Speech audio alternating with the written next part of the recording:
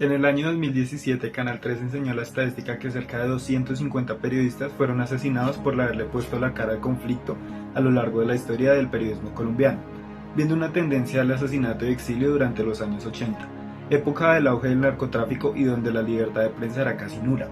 A pesar que esta problemática se ha disminuido, es una situación que se sigue presentando y atemorizando a los periodistas. En estos videos hablaremos y compararemos dos de estos casos. El primero, el reconocido Fidel Cano Gutiérrez, por su lucha en busca de la libertad de pensamiento y de prensa. Cano era ante todo un campesino venido del municipio de San Pedro de los Milagros, un profesor formado en la Universidad de Antioquia, un lector empedernido, un traductor, un poeta y un crítico de la realidad. También fue inspector de policía, fiscal y hasta un exitoso político regional que llegó al Congreso y fue candidato presidencial del Partido Liberal. Esto en una Colombia que a finales del siglo XIX era casi absolutamente conservadora y sometida a la regeneración, liderada por el presidente Rafael Núñez con una constitución que reprimía las libertades ciudadanas y con una violencia política de guerras que aún sufrimos. Como segundo caso tenemos a Guillermo Cano Izaza, reconocido periodista, escritor, columnista y empresario de medios colombianos que desde niño decidió que iba a ser periodista, como su abuelo, el ya mencionado Fidel Cano Gutiérrez, a pesar de que no entendía por qué lo metían a la cárcel por trabajar contra la imperdonable injusticia. Fue director del Espectador entre 1950 hasta 1986, año de su asesinato. Cano protagonizó enfrentamientos con importantes personalidades del país a raíz de sus investigaciones periodísticas y el apoyo de su periódico. Prestó algunas causas políticas y sociales afines del liberalismo, como sería el caso de la guerra contra el narcotráfico del ministro Rodrigo Lara Bonilla, el senador Luis Carlos Galán y el coronel de la policía Jaime Ramírez, así como el escándalo de autopréstamos de la familia Michelsen y su conglomerado grupo Gran Colombiano. Y el más importante de todos, su persecución a los narcotraficantes del Cártel de Medellín, persecución que comenzó en 1983 y terminó en 1986, desafortunadamente costándole su vida. Defender los derechos humanos desde el periodismo fue la causa de Fidel Cano, probando primero su visión del país y su capacidad narrativa en periódicos como la Revista Industrial, La Palestra y El Ideal. Hasta que el 22 de marzo de 1887, en el centro de la ciudad de Medellín, Cano publicó el primer número de El Espectador, periódico político, literario, noticioso e industrial, que contaba con apenas 4 páginas que marcaron el rumbo del diario más antiguo de Colombia y uno de los más importantes del mundo por sus batallas en defensa de la libertad de prensa, según lo exaltó el diario francés Le Monde en los años 90, al incluirlo entre los 10 más influyentes junto a gigantes como el New York Times. Es increíble pensar que un diario impreso como El Espectador, nacido en el siglo XIX, supera las 40.000 ediciones en el siglo XXI. No solo es un récord, sino una prueba de la vigencia del pensamiento de quien lo fundó. Pero claro, eso no fue fácil.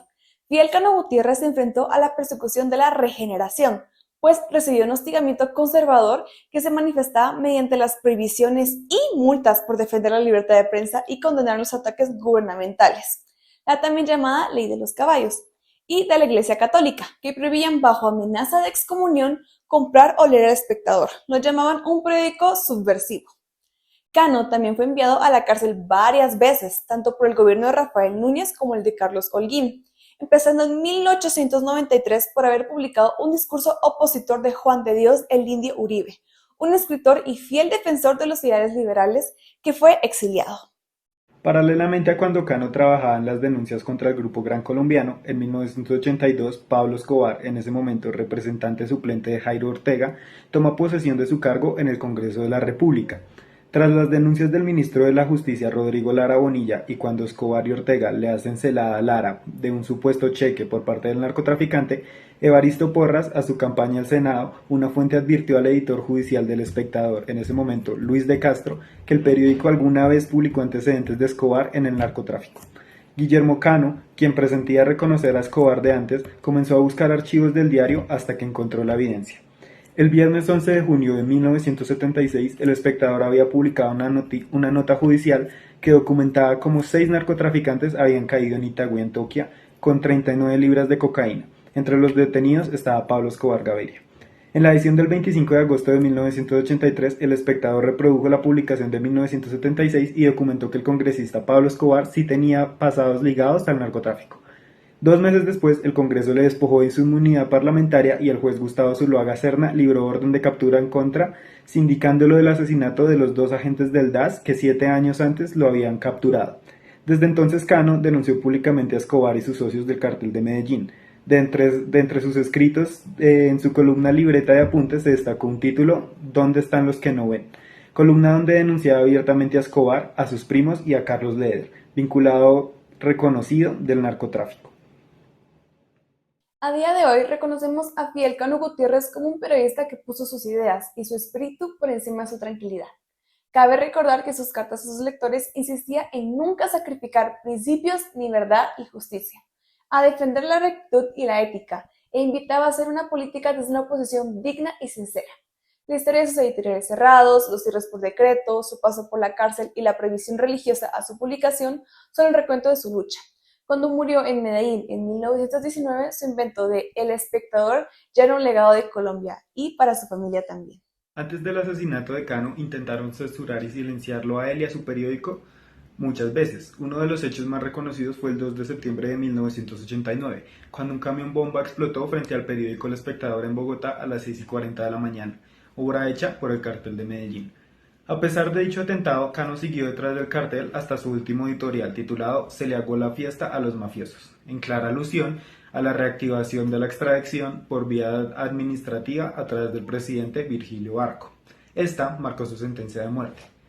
El miércoles 17 de diciembre de 1986, los sicarios a órdenes de Los Priscos, un grupo de criminales al servicio del Cartel de Medellín, asesinaron frente a la sede del diario El Espectador a Guillermo Cano Izaza.